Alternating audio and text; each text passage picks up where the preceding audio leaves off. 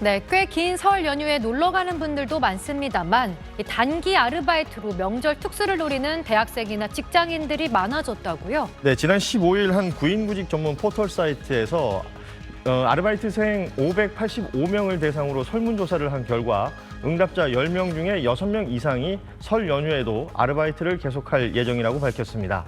설 연휴에 일하는 가장 큰 이유는 연휴 기간 근무 일정 조정이 어려워서라는 답이 가장 많았고요.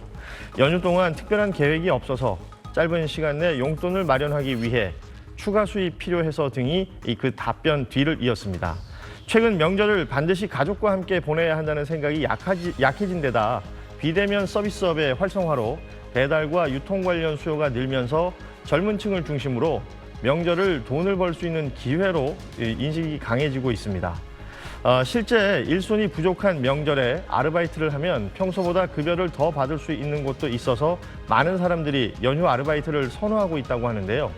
설 연휴 아르바이트 기대 시급은 12,091원으로 올해 법정 최저임금 대비 25%가량 더 높은 수준이었습니다.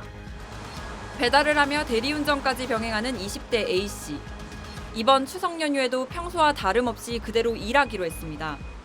그때가 대리운전이나 이런 배달 같은 거는 단가가 올라가거든요. 한 20-30% 정도 더 벌 수가 있는 시간이라 잠을 줄여서라도 더 이렇게 해야지 좀 여유가 생기는 그런 구조라서.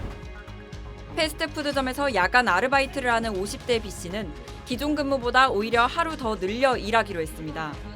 학원비하고 생활비가 많이 부족하기 때문에 그런 날 좀 더 나가서 일하는 게 저한테 경제적으로는 오히려 좋은데.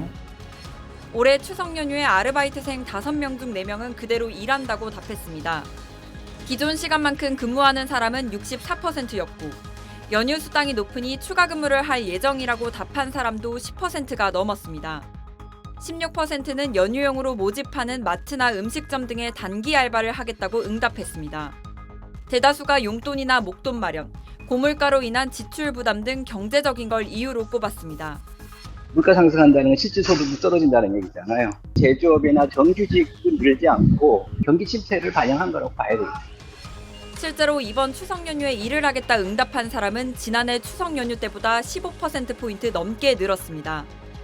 명절 연휴도 일하며 돈을 벌겠다는 사람이 늘어나는 건 팍팍한 살림살이에다 실용적으로 연휴를 활용하는 개인이 많아진 영향이란 분석입니다. SBS 박예린입니다.